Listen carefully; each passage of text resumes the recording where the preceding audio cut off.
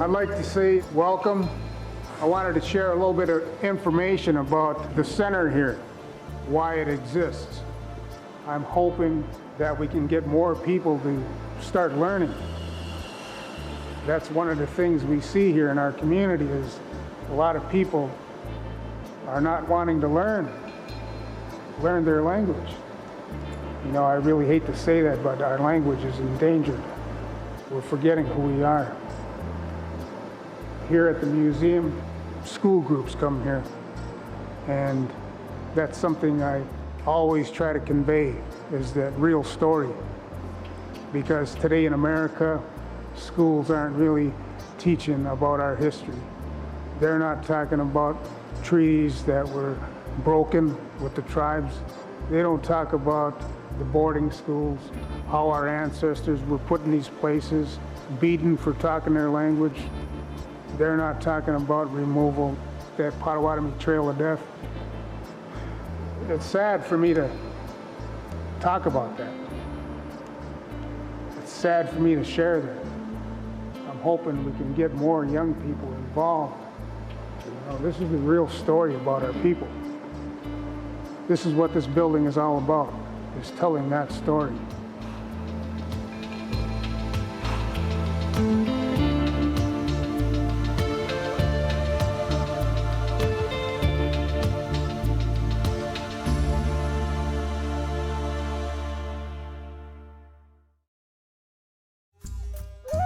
Potawatomi History was funded in part by Irene Danielle Kress, the Evu Foundation, a charitable arm of the Capital Times, Ron and Patty Anderson, the Wisconsin History Fund, with support from the National Endowment for the Humanities, and the Friends of Wisconsin Public Television.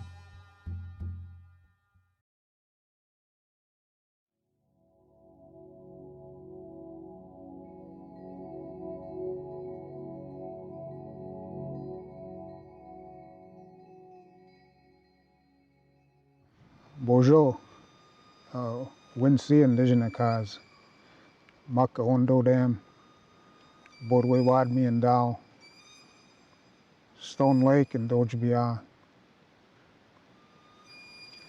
My name is Mike Alloway, Sr. My name is Jim Thunder. I'm a member of the 4th County of Potawatomi. And right now I do a lot of teaching of the language and other things as I'm asked to do. And talk about the history as it was told by my people.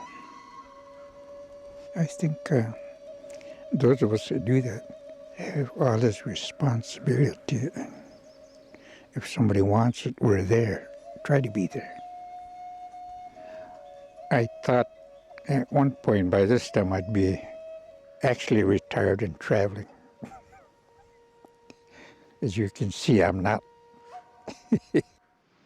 Part of the stories that I've been told was that at one time the Potawatomis, Ojibwe, and Ottawa, we were all one large tribe that split up in the 16th century near the Straits of the Mackinac. These old stories were passed down to me from our elders, and according to them, each tribe, when they came to be, were given tasks. The Potawatomis were to be the keepers of the fire, Bodwe. That's where our name originated from. Bodewadmi, Potawatomi. And the Ojibwe were given that task of keepers of the faith. In fact, the word Ojibwe, as we know it, refers to a term known as G-bomb, which is the spirit of you and I at the present living. The term Ottawa originally meant dawa, to sell something or to trade something. So they were to be the people that kept the trade routes alive among the Nishnabek, which we refer to ourselves as the original people. All of our language is pretty close, but there are some differences. Banashe. If you're raised up speaking like I do, you can understand a lot of it, most of it. I never had to really try to learn it or anything, I just understand it. Even if I've never heard it, I know what they're talking about.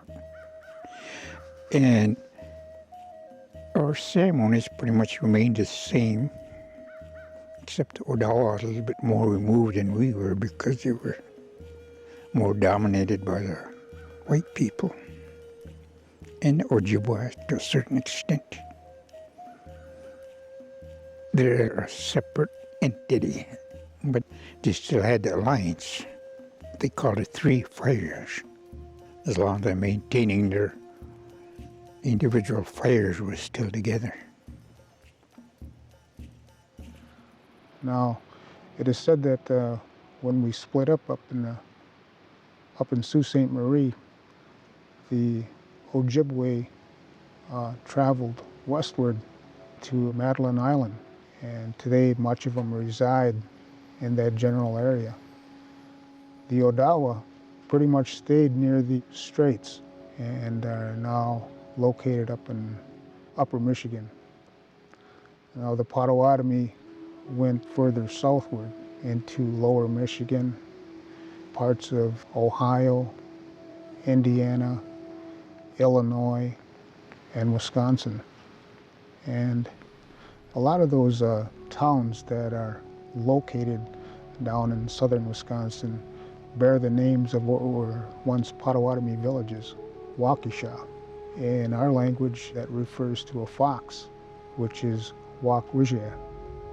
Wauwatosa is another one, that's Wauwatasi, meaning firefly. A little further south is what we now know as the city of Mukwonago. Muk meaning beaver, beaver den. So there's a lot of history of our people along the western shores of Lake Michigan, all the way up towards Washington Island. At one time that was called Potawatomi Island. According to some of our elders, they still go up there and collect medicines up there. But our history seems to be difficult to talk about at times because of the removals that were made back then. 1837, I believe, when a lot of tribes were being moved westward.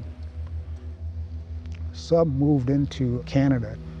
They kept going northward. And during that removal, too, it is said that some Potawatomis went southward. They kept going south, and today they live among the Mexican Kickapoo Indians. The Trail of Death. My great-grandfather was on that march. And as they were being forced out by the government, the removal policy of Andrew Jackson,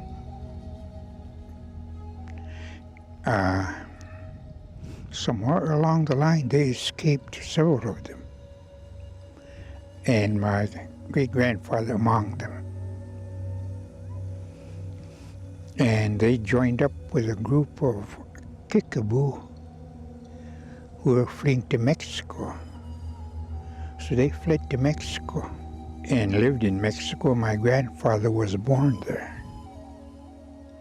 After several years, U.S. Army sent soldiers into interior Mexico to go round up the Potawatomi because they had escaped.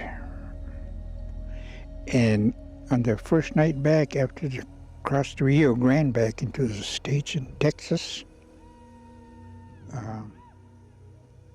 My grandfather and them escaped again, a bunch of them, because the soldiers were busy partying. So I think they let their horses loose and fled.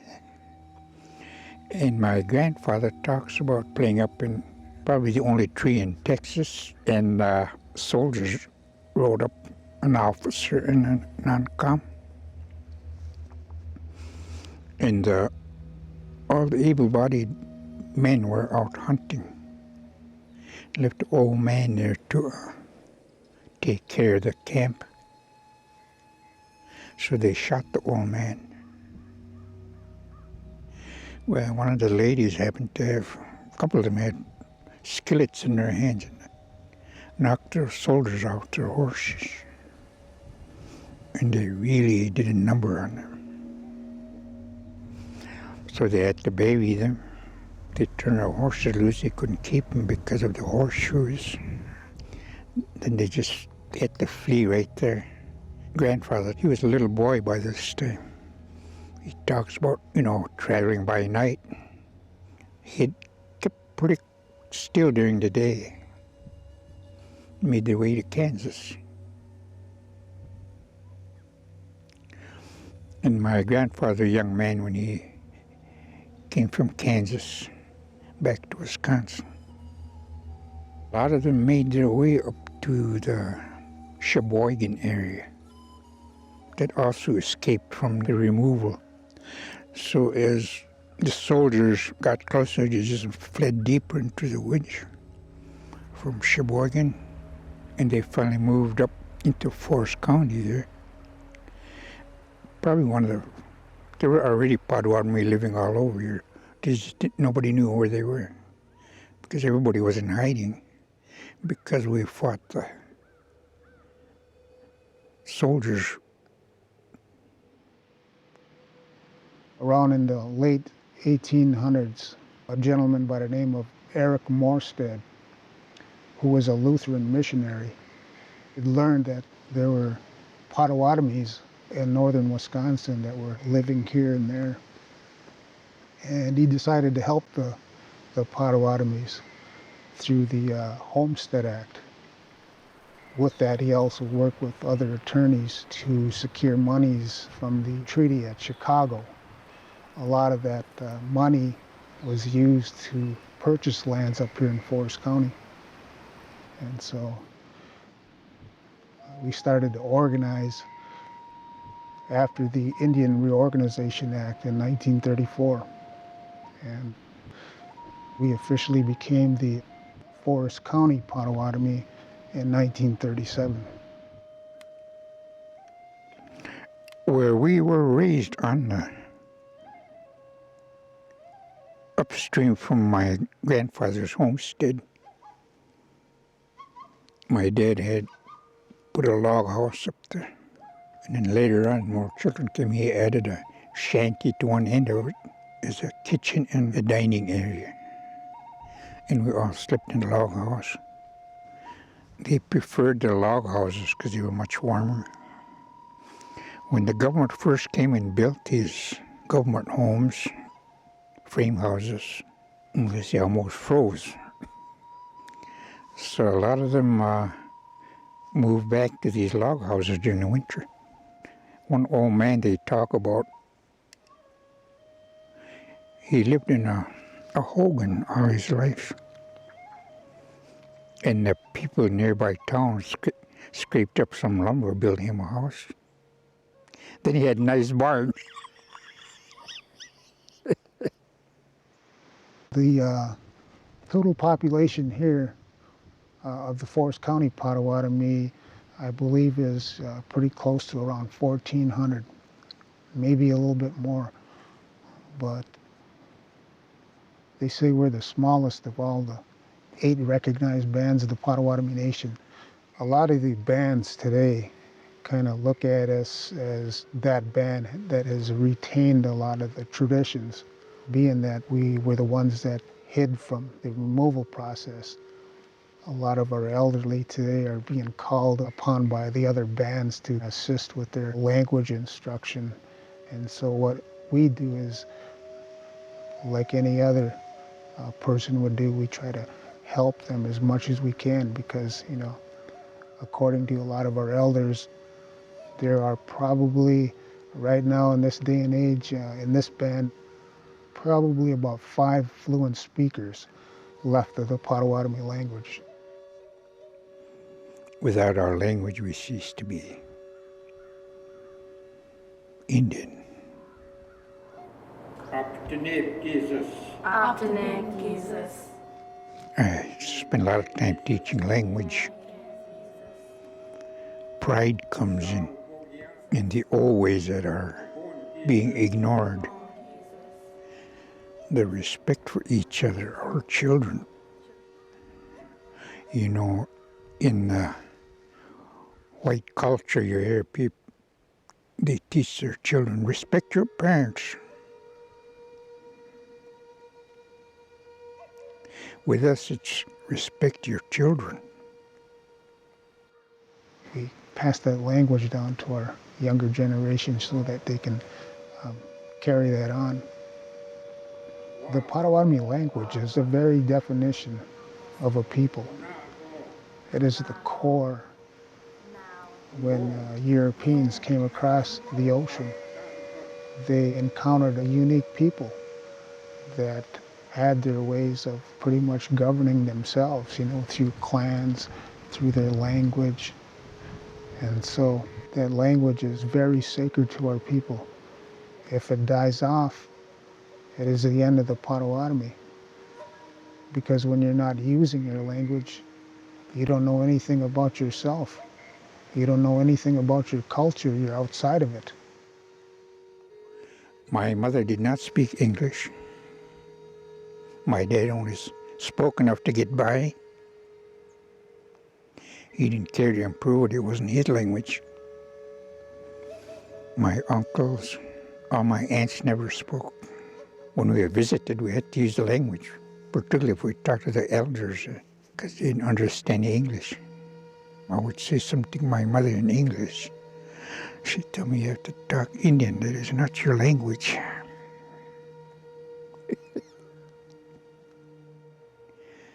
A lot of things getting in the way nowadays, even for us. In the ceremonies, we try to keep alive. Again, that's part of being Potawatomi, the ceremonies. And the biggest part is that listening so you can learn. With the addition of the museum, which was built around 1998, it provided a means for our community to kind of get together more. A place where a lot of people can come together and learn about the old crafts that were back in the day, We have worked with several people to bring black ash basket making back into the community, and we've had various classes there on flute making, working with copper, beadworking techniques. There's a lot of things that we have lost. The great bull rush. I've seen those mats and the bags they made out of. My mother, she said they cut it with a scythe, laid it out on the shore to turn color to yellow. Then they were able to pound it and separate the fibers that they used to make these mats and bags. She said it was a long time ago that she remembers doing that. But I didn't quite ask her what the process was into doing this. And then there's another one called moose wood. It's also called leatherwood. That it's really strong. You can take a little piece like that, you'll never be able to break it by hand. I've showed some people my people that here, they were unaware of it. But this is what we learned because of living way back out in the sticks. In every family there are stories, and all of those stories are meant to be shared. Last year we had hosted wintertime stories here. Some of the general stories can be told right now, but some of the sacred stories are usually told in the wintertime because everything is dormant. Our grandmother Earth, Kokmiskinan, we say, is sleeping. And so some of them sacred stories are told during the moon of the Big Bear, Chamkogises, or February, Makogises. And we had a lot of our elders come in and talk about those in the language. And one of the unique things is that after the story in Potawatomi, they shared it in English. It gave those people in attendance that opportunity to actually think about what they were talking about. So that Cultural Center and Museum, that is an avenue today for our community members to kind of get back. It creates also that ability for not only our tribal members, but that place where local people are given that chance to learn more about our history, because I think in the past there's been so much controversy and racism that we had to live through. I remember back as a child attending a local school here in Crandon that it was very difficult. You know, there was absolutely no understanding or no knowledge of our history or anything like that. The impact of Indian gaming created a better life for a lot of tribal members. I know that there are things in the past that we wish we could have done, and now we're able to do it. You know, we have a natural resources department. They're actually monitoring our wolf population within the reservation boundaries. We have them also, monitoring these waters here and ensuring that, this is going to be available for the next generation. Just when you start thinking that's odd lost, then you get people who are really interested in a lot of these things. Ceremonies, our language. My mother told me that once we lose a language, we cease to be Anishinaabe, which is Indian. And then she said the Creator looks down here when we do a ceremony to hear us speak our language. When he no longer hears that language or see moccasin tracks, then he will think about ending the world again. Our elders are doing what they can to ensure that, what they leave is going to be picked up by some of our younger generation. Get back to teaching the history, the culture of our people, focus on a lot of the old ceremonies. And our belief why the Potawatomi were given that task of keeping that fire was that a lot of the ceremonies include that sacred fire that's built. Some of the old people, I heard them talk about that spirit that's within that fire there. And they refer to that spirit as Shkodanesi, the fire spirit. One who tends a fire is known as Bodawao Nene. And that's always been within our families that have carried on that tradition among our people. And the social powers you hear advertised all over. People with their moccasins are still making moccasin tracks. So that has a purpose. That's what my mother told me when I asked her why they were doing that. So I never seen that done when I was growing up. It was all ceremonial. She told me it has a purpose now because that's when young people and everybody wear their moccasins and dancing around. And the Creator looks down. Well, they're still down there.